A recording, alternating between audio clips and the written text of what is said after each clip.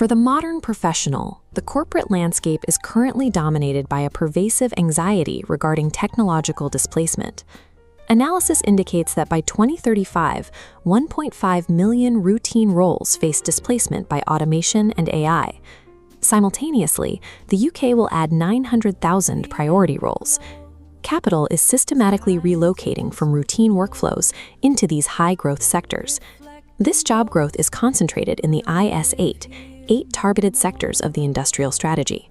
These are heavily state-backed industries, primarily driven by clean energy, advanced manufacturing, and defense. The UK's labor transition aligns with a broader global mandate. The World Economic Forum projects that 1 billion people worldwide will require active reskilling over the next 10 years to meet new supply chain demands.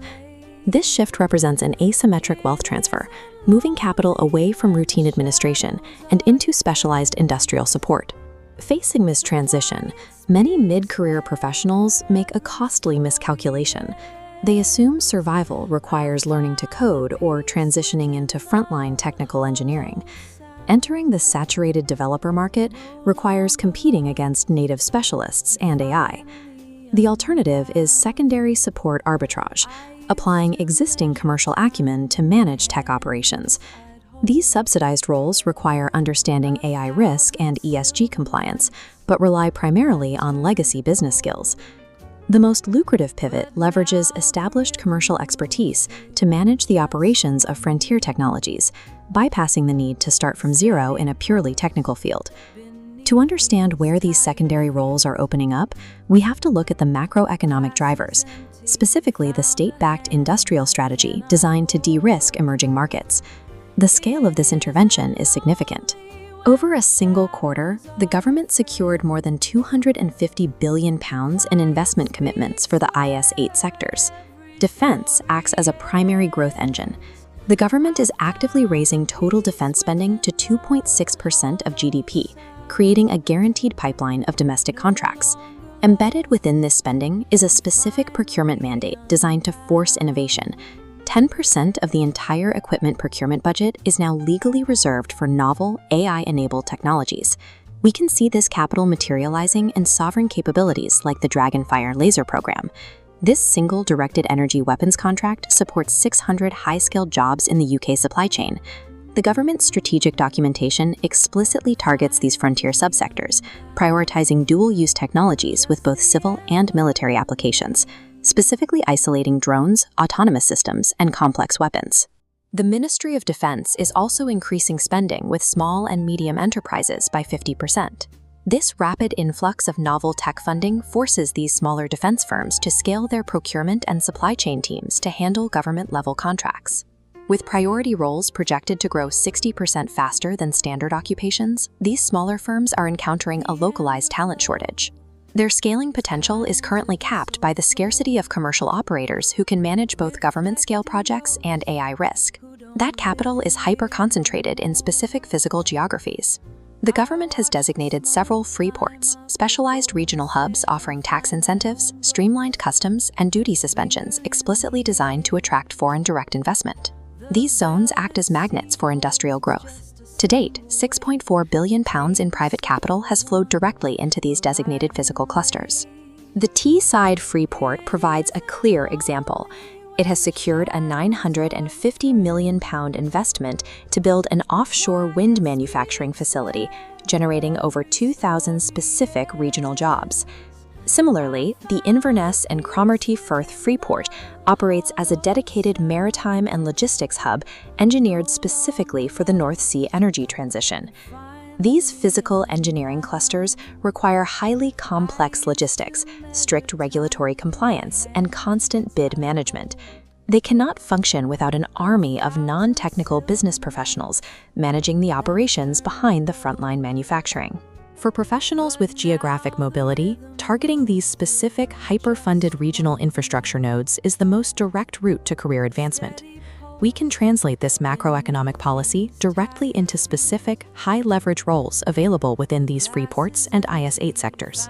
This strategic options matrix maps out how mid-career professionals can align their current skills to future structural demand. Path 1 targets the Clean Energy Bid Manager, a role currently commanding a salary band of roughly £45,000 to £65,000. The industry projects a workforce of 860,000 green jobs by 2030. Securing the public procurement bids to fund that workforce relies entirely on standard commercial negotiation and administrative coordination. Path 2 explores the AI Supply Chain Manager or Governance Officer within the defense sector, sitting in the £50,000 to £70,000 salary band. As smaller defense firms absorb the mandated 50% increase in government spending, they urgently require procurement experts who can navigate strict AI risk frameworks and deliver complex government compliance. Path 3 is the ESG Supply Chain Analyst. The incoming 2027 Carbon Border Adjustment Mechanism makes rigorous environmental compliance and ESG reporting a mandatory survival requirement for all heavy industrial supply chains. Crucially, these support roles offer a distinct lifestyle advantage. Unlike frontline manufacturing or heavy engineering, these functions frequently support the asynchronous hybrid working structures that mid-career professionals require. These positions represent the optimal career maneuver. They combine high pay and lifestyle flexibility with heavily subsidized structural demand. The primary friction point for any mid-career pivot is the financial cost of retraining and the temporary salary dip during the 12 to 18-month transition period. However, the UK government is actively underwriting this transition risk. They are subsidizing the retraining pipeline to solve their own industrial talent shortage. This is evident in the policy shift from the rigid apprenticeship levy to the new highly flexible growth and skills levy. This timeline tracks an 18-month transition phase. The growth and skills levy acts as short course training in digital, AI, and engineering skills, bypassing the need for full degree programs. To accelerate this further, the state offers 16-week skills bootcamps. These provide entirely free, targeted pathways into high-growth sectors for those outside the target workforce. While transitioning professionals should model for a brief 10 to 15% salary dip during the training phase, the data shows a sharp recovery, quickly achieving premium pricing once established in the new sector. Furthermore, the government now covers 100% of apprenticeship training costs for hires under 25 at small and medium enterprises. This policy indirectly frees up corporate capital, allowing those same firms to hire experienced mid-career professionals for their senior support roles.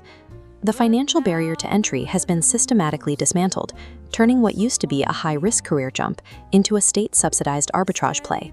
We can synthesize this macroeconomic data into a highly specific three-step execution plan. Step 1. Audit and isolate your existing commercial, procurement, or administrative expertise. This legacy skill set is the foundation of your pivot. Step 2. Leverage the growth and skills levy or government boot camps to acquire baseline AI literacy and ESG compliance frameworks. Step 3. Target the major contractors, primes, and supply chain SMEs that are physically located within the UK Freeport clusters. Success in the 2030 labor market requires combining your legacy domain knowledge with subsidized modern frameworks. Neither is sufficient on its own. The macroeconomic reality is entirely visible. Standing still in a routine, administrative role guarantees systemic obsolescence by 2035. Positioned correctly, this technological shift serves as a heavily subsidized wealth creation event. Your commercial expertise is the necessary foundation, but it is the government's macroeconomic policy that will act as the engine driving your career growth for the next decade.